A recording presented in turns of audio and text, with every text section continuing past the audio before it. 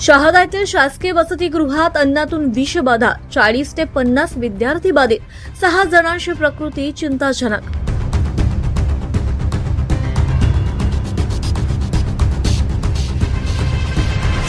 SP madam आणि आजच्या या पीआय साहेब आहेत आणि कलेक्टर मॅडम असतील, त्यांना असं निवेदन करतो की जर इथले कर्मचाऱ्यांवर कारवाई झाली नाही तर उद्यापासून इथं आंदोलन छेडण्यात येईल. अजून तर शांतच आहे मी, आणि जेव्हा माझं कठीण होईल मी त्याला मारेल सुद्धा मी.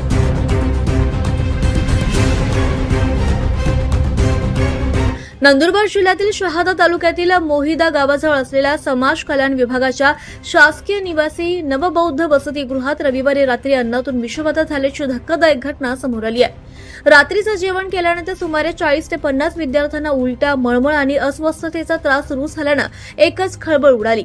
यापैकी 6 विद्यार्थ्यांची प्रकृती गंभीर असल्याची प्राथमिक माहिती समोर आली असून त्यांच्यावर विशेष वैद्यकीय उपचार सुरू आहेत.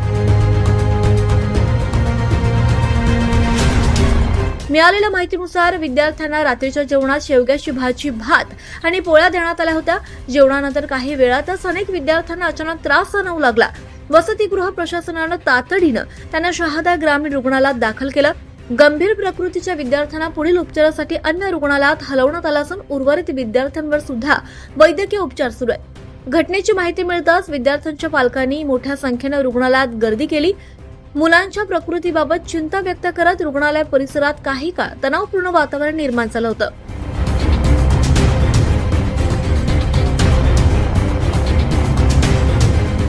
मात्र जिल्हाधिकारी डॉक्टर मिताली शेट्टी आणि जिल्हा पोलीस अधीक्षिका डॉक्टर अश्विनी सानप यांनी घटनास्थळी आणि रुग्णालयात तातडीनं भेट देत परिस्थितीची पाहणी केली.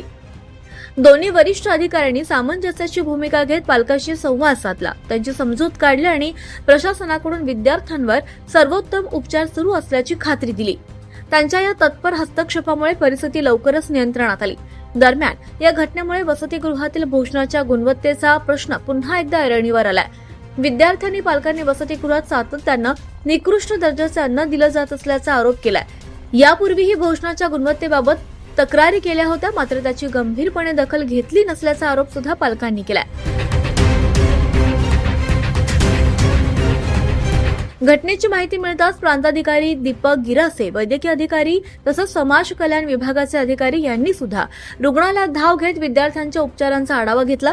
प्रशासनाने अन्नाचे नमुने तपासणीसाठी पाठवण्याची प्रक्रिया सुरू केली असून विषबाधेचं नेमकं कारण शोधण्यासाठी सखोल चौकशी करण्यात येणार असल्याची माहिती मिळाली आहे. या गंभीर प्रकारामुळे संपूर्ण जिल्ह्यात चिंता व्यक्त होत असून विद्यार्थ्यांच्या जीवाशी खेळ करणाऱ्या दोषी अधिकारी, कर्मचारी किंवा निकृष्ट अन्न पुरवठा करणाऱ्या संबंधितांवर कठोर कारवाई करावी अशी जोरदार मागणी पालकांसह नागरिकांकडून सुद्धा होतीये.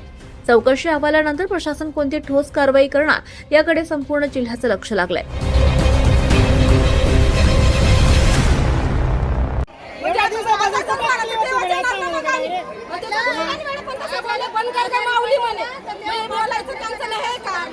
याच्यासाठी त्यांना सरकारने ड्युटी दिलेली का? ड्युटी कशासाठी दिलेली? सेवा करण्यासाठी, असं बोलण्यासाठी दिलेली सेवा. आमच्या मुलं आहेत, आम्हाला तकलीफ तर होणार आहे ना. तुम्ही काय घेऊन इथं करून निघून जाता? अजून तर शांतच आहे मी, आणि जेव्हा माझं कठीण होईल मी त्याला मारेल सुद्धा मी. शहादामध्ये आपलं जे मुलांचं जे समाज कल्याणचं हॉस्टेल आहे, तिथे गॅस्ट्रायटिस, फूड पॉइझनिंगची तक्रार आली होती. 40 मुलांना बरं वाटत नव्हतं आणि त्यापैकी 25 मुले आपल्या हॉस्पिटलमध्ये ऍडमिट झाले होते.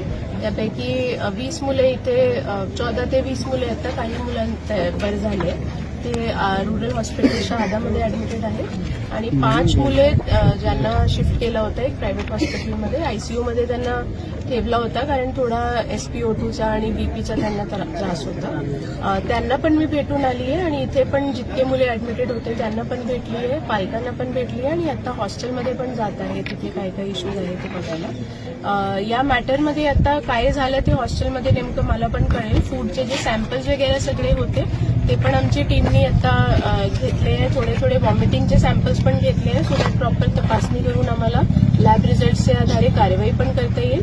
पोलीस पोलीसची टीम इथे उपस्थित आहे आणि एसपी मॅडमनी पण सांगितले की आता पालकांची तक्रार आहे ते पण पोलीसमध्ये घेतली जाईल आणि मुले आता बऱ्यापैकी स्टेबल आहेत. सगळे मुलांना मी भेटली आहे. तिथे पण जे 5 मुले आहेत त्यापैकी पण सगळे ऑलमोस्ट स्टेबल आहे. एक मुलाचा थोडा बीपी कमी आहे. मला वाटतं की पुढचे 1-1.5 तासात तो पण बरे होतील. हॉस्टेलमध्ये जाऊन आता थोडा तिथल्या मुलांसोबत पण बोलते आणि जे आपले आयोग किंवा HM किंवा वॉर्डन यांची पण जी जबाबदारी निश्चित करायची आहे ती पण करायची आहे आणि जी पण कमतरता आहे हॉस्टेलमध्ये ते पालकांसोबत एक टीम तयार करून आता माझी हा प्रयत्न राहील की पुढचे 2 महिन्यात ती सगळी त्रुटी आम्ही कमी करू. 24 लाईव्ह महाराष्ट्र न्यूजसाठी जगन ठाकरे, शहादा.